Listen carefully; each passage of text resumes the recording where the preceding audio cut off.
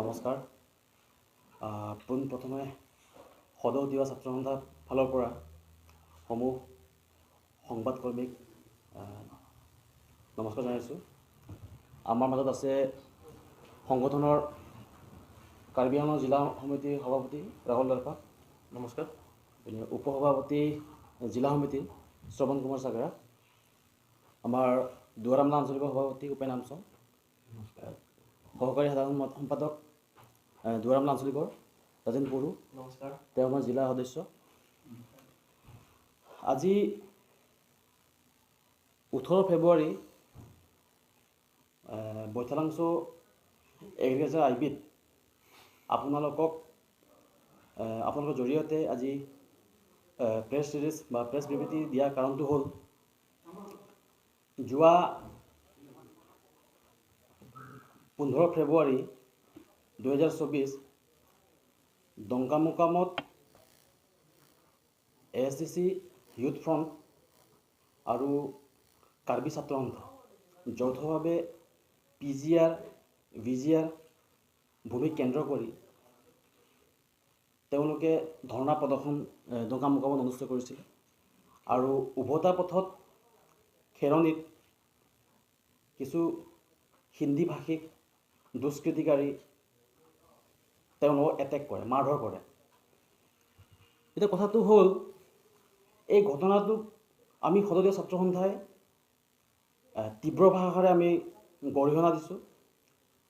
এই ঘটনাটো অমানৱীয় ঘটনা, আৰু মানুহ হিচাপে এই ভাৰতখন গণতান্ত্ৰিক দেশ, গণতান্ত্ৰিক মুভমেণ্টত যিদৰে তেওঁলোকে KSA হওক বা আমাৰ ASCC ইউথ ফ্ৰণ্ট হওক, তেওঁলোকে যি ধৰণে গণতান্ত্ৰিক মুভমেণ্ট কৰি গৈছে, সেই মুভমেণ্টত তেওঁলোকৰ এটা ফাণ্ডামেণ্টেল ৰাইটছ আছে।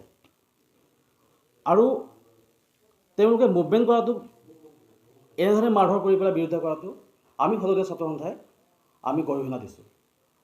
কাৰ্বি আংলং সাহিত্য পৰিষদৰ 6 শিডিউল অট'নমাছ কাউন্সিল, য'ত নেকি কেৱল জনজাতিৰ বাবে ভূমি প্ৰদান কৰিছে বা তেওঁলোকে ইয়াত প্ৰভাৱ কৰিব পাৰে, কিন্তু তাৰ মাজতে বহিৰাগত বাহিৰৰ পৰা অহা প্ৰব্ৰজনকাৰী এই হিন্দীভাষী লোকসকলে যিদৰে আমাৰ খিলঞ্জীয়া ভূমিপুত্ৰ কাৰ্বি জনগোষ্ঠীৰ KSA হওক বা আমাৰ ASCC ইউথ ফ্ৰণ্টৰ বিষয়ববীয়াসকল যিদৰে মাৰধৰ কৰিলে, এইটো গ্ৰহণযোগ্য নহয়।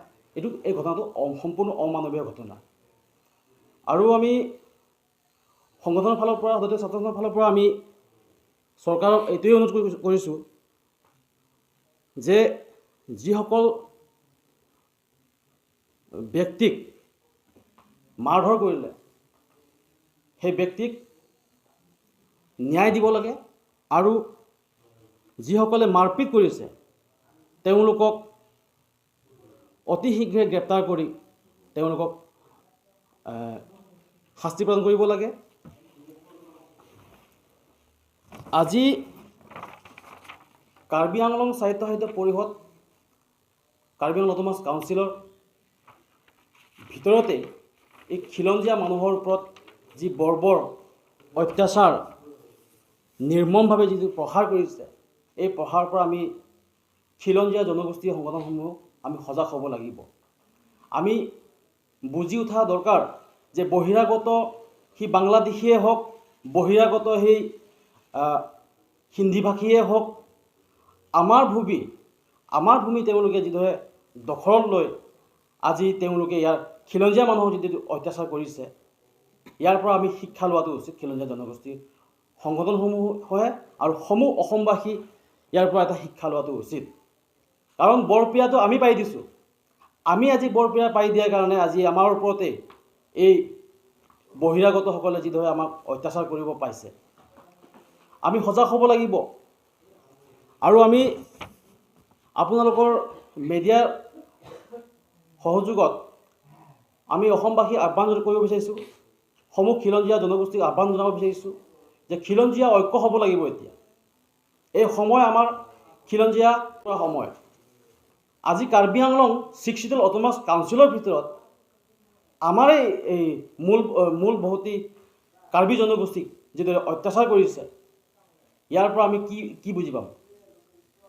কাইলৈ যিটো নন ছিক্সিডল এৰিয়াত যদি প্ৰটেক্টেড এৰিয়া নহয়, সেইসমূহতো তেওঁলোকে দখল চলাই আমাৰ ওপৰত আৰু বেয়াকৈ প্ৰহাৰ কৰিব।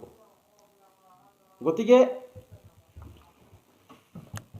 খিলঞ্জীয়া জনগোষ্ঠী আমি ঐক্য হ'ব লাগিব। আমাৰ সংগঠনসমূহে আমি ঐক্যবদ্ধভাৱে আমি ফাইট কৰিব লাগিব এই অনাখিলঞ্জীয়া বহিৰাগতৰ বিৰুদ্ধে। আজি এই অনাগত দিনবোৰত এই অনাখিলঞ্জীয়া বহিৰাগত এই লোকসকলে খিলঞ্জীয়াৰ ওপৰত আৰু বেয়াকৈ প্ৰহাৰ কৰিব। তাৰে প্ৰমাণ হৈছে এই যোৱা 15 ফেব্ৰুৱাৰী। আৰু সদৌ ছাত্ৰ সন্থা আমি খুব দুখেৰে আমি কিছু কথা ক'বলৈ আমাৰ দেৰি হৈছে। একচুৱেলি আমি যোৱাকালি আমি প্ৰেছ মিট দিব লাগিছিল। আমি বিভিন্ন কাৰণত আমি এই সময় আমাৰ ঠিক নিমিলিলে যোৱা 16 ফেব্ৰুৱাৰী আমি ব্যস্ত থাকিবলগীয়া হ'ল। আৰু যোৱাকালিও আমাৰ হওক কাৰ্বি ছাত্ৰ সন্থা যিটো নেকি গণতান্ত্ৰিক movement state within the state যিটো ডিমাণ্ড যিটো কৰিছে আৰ্টিকল 244A, এই ক্ষেত্ৰত আমি সদৌ ছাত্ৰ সন্থা আগতেও আমি তেওঁলোকৰ প্ৰতি আমি সহযোগিতা আগবঢ়াইছিলোঁ। বৰ্তমানে আমাৰ এই সহযোগিতা আছে আৰু ইন ফিউচাৰতো আমাৰ সেই সহযোগিতা আমাৰ থাকিব। যিহেতু আমি কাৰ্বি আংলঙৰ এটা খিলঞ্জীয়া জনগোষ্ঠীয় সংগঠন হিচাপে আমি তেওঁলোকৰ প্ৰতি সেইখিনি আমাৰ ভাতৃত্ববোধ আমাৰ সদায় থাকিব। আৰু কাৰ্বিৰ লগত আমাৰ যিটো নেকি আমাৰ সংগঠনৰ হওক বা আমাৰ জনগোষ্ঠীৰ হওক যি ধৰণে আমাৰ মিলা প্ৰীতি, এই মিলা প্ৰীতি আমাৰ তেতিয়াও আছে, এতিয়াও আছে, আগলৈ থাকিব। আজি কাৰ্বিৰ আমাৰ সংগঠনৰ বিষয়ববীয়াসকলক যিদৰে মাৰপিট কৰিলে সেইটো আমি দুখ প্ৰকাশ কৰিছোঁ। সেইটো বেয়া হৈছে। আৰু তেওঁলোকৰ বিপদৰ সময়ত আমি সদায় আছোঁ, সদায় থাকিম। আৰু এইটো সদৌ ছাত্ৰ সন্থাৰ পৰা আমি স্পষ্টভাৱে আমি আপোনালোকক অৱগত কৰিছোঁ। আজি আমাৰ মাজত সভাপতি ডাঙৰীয়া আছে, তেখেতে দুই এষাৰ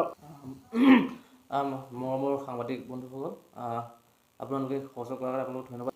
সদৌ কাৰ্বি আংলং যুৱ ছাত্ৰ সন্থাৰ পৰা আজি যোৱা 15 তাৰিখে যিটো ঘটনা হৈ গ'ল, আমি যুৱ ছাত্ৰ সন্থাৰ ফালৰ পৰা গৰিহণা জনাইছোঁ যে আগন্তুক দিনত যাতে আমাৰ খিলঞ্জীয়া লোকৰ ওপৰত তেনেকৈ বৰ্বৰতাৰ অত্যাচাৰ নহয়, আগন্তুক অত্যাচাৰ নহয়, যাতে সেই প্ৰতি লক্ষ্য ৰাখি চৰকাৰে যিয়ে মাৰিলে পিটিলে তেওঁলোকক আইনীভাৱে বিচাৰ কৰি শাস্তিটো প্ৰদান কৰে। আৰু মোৰ ফালৰ পৰা বা আমাৰ তিৱা ছাত্ৰ সন্থাৰ ফালৰ পৰা আমাৰ CEM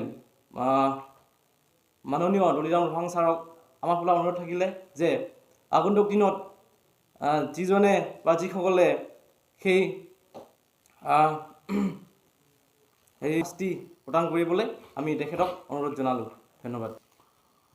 আজি খিলঞ্জীয়াৰ প্ৰতি যিটো মাৰধৰ সেইটো খুব নতুন কথা নহয়। আমি টিভিয়ে পেপাৰ পত্ৰই আমি পাই আহিছোঁ। আমাৰ এই কাৰ্বি আংলঙৰ বাহিৰত বিভিন্ন জিলাসমূহত সেইবোৰ ঘটনা সংঘটিত হৈ আহিছিলে। যদিও সেই কাৰ্বি আংলঙত এই পোনপ্ৰথমভাৱে হ'ল ঘটনাটো, সেইটো খুব দুখনীয় ঘটনা। আৰু যি PGR ভূমি লৈ যিটো নেকি বৰ্তমান ডিবেট চলি আছে, আমাৰ ফালৰ পৰা আমি এটা দাবী জনাব বিচাৰিছোঁ সন্মানীয় কাৰ্বি আংলং সাহিত্য পৰিষদৰ মুখ্য কাৰ্যবাহী সদস্য ডক্টৰ তুলিৰাম ৰহাং ডাঙৰীয়াক যে PGR যি ভূমি, যি লেণ্ড পাটা লৈ পেলাই যিটো নেকি ডিবেট চলি আছে, আমি একদম স্পষ্টভাৱে ক'ব বিচাৰিছোঁ যে কোনো ধৰণে অখিলঞ্জীয়া মানুহক যাতে আপোনালোকে ভূমি প্ৰদান নকৰে। আজি তেওঁলোকে যিদৰে আমাৰ অত্যাচাৰ কৰিছে আমি শিকিব লাগিব। আৰু ডক্টৰ তুলিৰাম ৰহাং ডাঙৰীয়াক আমি আহ্বান জনাইছোঁ, এই ক্ষেত্ৰত আপোনালোকে ষ্ট্ৰিক্টলি তেওঁলোকৰ এগেইনষ্টত আপোনালোকে আইনীভাৱে দণ্ডনীয় কৰিব লাগে। আৰু পৰাপক্ষত আমাৰ ভূমি যিসকল বেদখল কৰিছে, যিসকল অনাখিলঞ্জীয়া মানুহ বেদখল কৰিছে, তেওঁলোকক আমাৰ কাৰ্বি আংলঙৰ পৰা ৰিমুভ কৰিব লাগে। এইখিনি আমাৰ কাৰ্বি আংলং সাহিত্য পৰিষদৰ মুখ্য কাৰ্যবাহী সদস্য ডক্টৰ তুলিৰাম ৰহাংলৈ আমাৰ এইটো অনুৰোধ থাকিলে। আৰু অসম চৰকাৰক আমি এটা কথা ক'ব বিচাৰিছোঁ যে তেওঁলোকে যি ৰক্ষা প্ৰদান কৰিব কৈ পেলাই যি ধৰণে তেওঁলোকে আমাৰ মাজত ভোট বিচাৰি আহিছিলে, আমাৰ আজি সেই বিশ্বাসত লৈ তেওঁলোকক ভোট প্ৰদান কৰিছিলে, কিন্তু সেই বিশ্বাসৰ পৰিণাম আজি আমি ভুগিবলগীয়া হৈছে। আজি তেওঁলোকৰ বিজেপিৰ যিটো শ্লোগান আছিলে, জাতি মাটি ভেটি খিলঞ্জীয়া জনগোষ্ঠীক সুৰক্ষা প্ৰদান কৰা যিটো শ্লোগান আছিলে, কিন্তু সেই শ্লোগানৰ এটা তেওঁলোকে এটা শব্দ তেওঁলোকে পূৰণ কৰা নাই। সেইটো হৈছে এই 15 তাৰিখৰ ঘটনা আমি প্ৰমাণ পাইছোঁ। গতিকে বিজেপি চৰকাৰক আমি সক্ৰিয়তা প্ৰদান কৰিছোঁ, যদিহে আপোনালোকে খিলঞ্জীয়া মানুহক আমাৰ এই ভূমিতে যিটো নিৰ্মম অত্যাচাৰ যিটো চলি আছে, তাৰপিছত আপোনালোকে যদি চকু মেলাত কৰি ভাও লয়, তেনেহ'লে অনাগত যিটো MP ইলেকশ্যন আহি আছে তাৰ আপোনালোকে প্ৰতিটো পাব।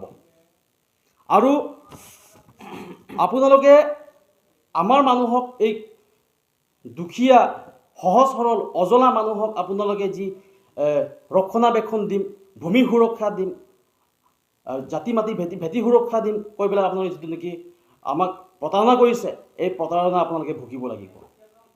আৰু এই বিষয়ত যদি ষ্ট্ৰিক্টলি একশ্যন যদি ডক্টৰ তুলসীধৰ বৰ্মন ডাঙৰীয়া নলয়, বা আমাৰ অসমৰ মুখ্যমন্ত্ৰী ডক্টৰ হিমন্ত বিশ্ব শৰ্মা ডাঙৰীয়াত যদি এই বিষয়ত সৰব ভূমিকা যদি পালন নকৰে, তেনেহ'লে অনাগত দিনতো আমি জংগী আন্দোলন গঢ়ি তুলিবলৈ আমি বাধ্য হ'ম। ধন্যবাদ।